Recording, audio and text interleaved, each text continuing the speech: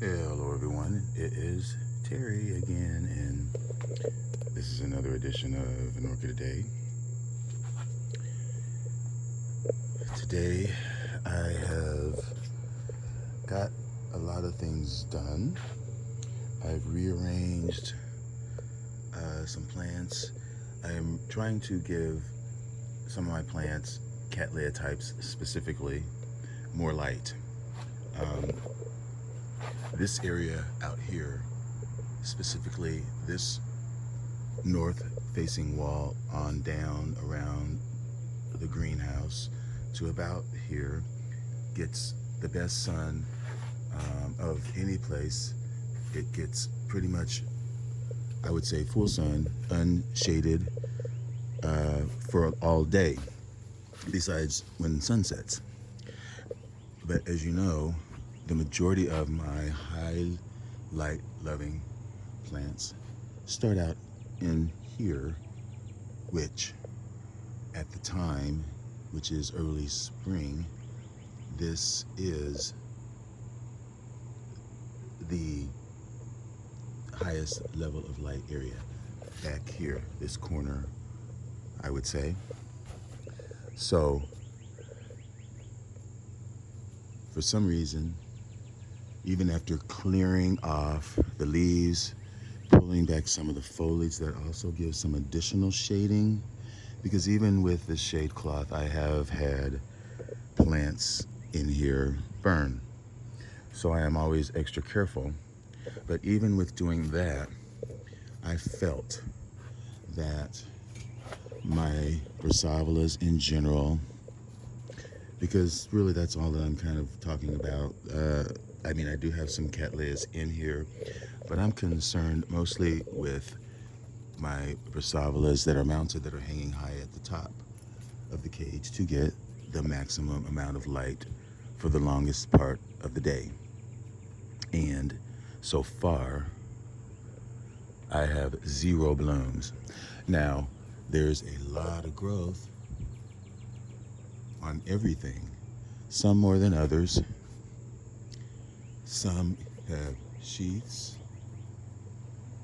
and I have had things bloom, but my species, the ones that I have reestablished into my collection after losing them all those years ago, sure you all remember, it wasn't that long ago, I have reestablished them, and they have gotten to the point where I think they are either at bloom size or they're pretty darn close. I mean, some of these had sheaths on them when they were mounted, and even though knowing that the sheath is probably a dud and will be lost in the, the transition to acclimate itself to from a pot to a mount or whatever, I still do not see even just the start of anything resembling a spike. And so the only thing to do at that point, if there is some concern, is to move them to higher light. And I haven't moved these, but I have been moving some of the others. I'm sure you can tell that it is a little bit less crowded in here. So in doing that, providing plants with higher light, I've been shifting things around. There's nothing here on this rack, as you see, and I have already discussed moving some of those things. I did move a lot of some of my encyclias and dendrobiums over this way. I moved some of my Brassavolas that were on this wall.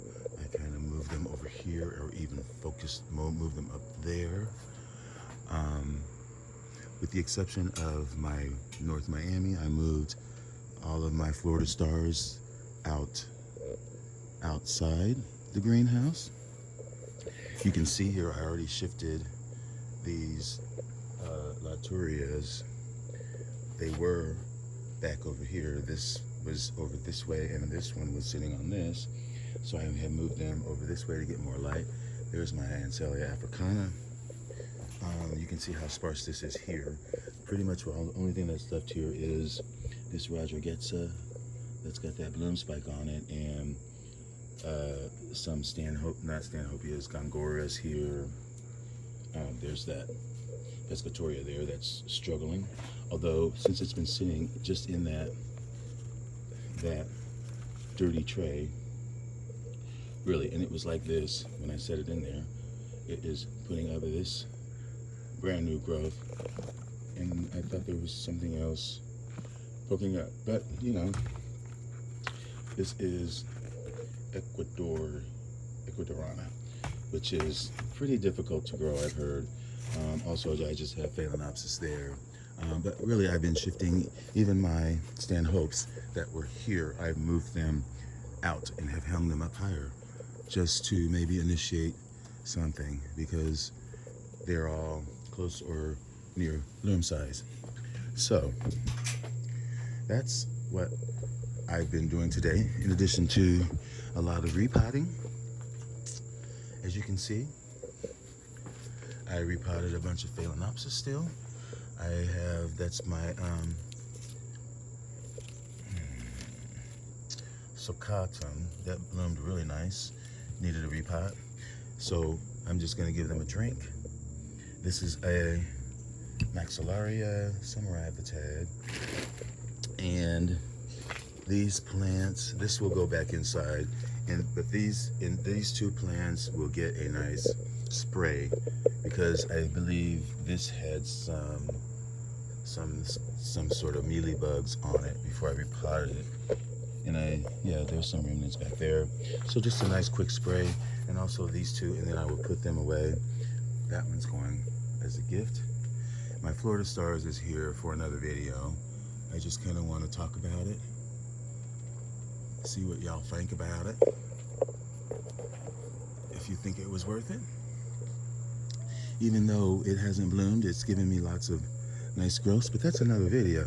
So really all I have to do is do a little spraying down. I have to find a hanger for this. I just found one to hang that up. Oh, and I'm going to spray this down a little bit as well, because some of that microscopic little dots look like they could be the start or some baby scale. You can see those dots right there. That looks like the start of some scale. So I'm going to get my hose out here, and I may actually put some fresh bark down there, or some rock down there, or some moss, because that moss is looking funky. Jeez, my dog is scaring me. See me jump? You thought I was joking when I said it was scary. But anyway, that's pretty much what I was doing today, and I'm going to end this video on the orchid of the day, which I know I have said it before, but if I haven't said it, in which you have heard me say it, you need to find one of these. They have them at Andy's, and it is not fragrant now, but trust me, this is caramel, melted caramel, you know, that you put on ice cream. That is what this smells like. And this is a Collagenate. No, it's a Dendrochilum, I'm sorry. Dendrochilum.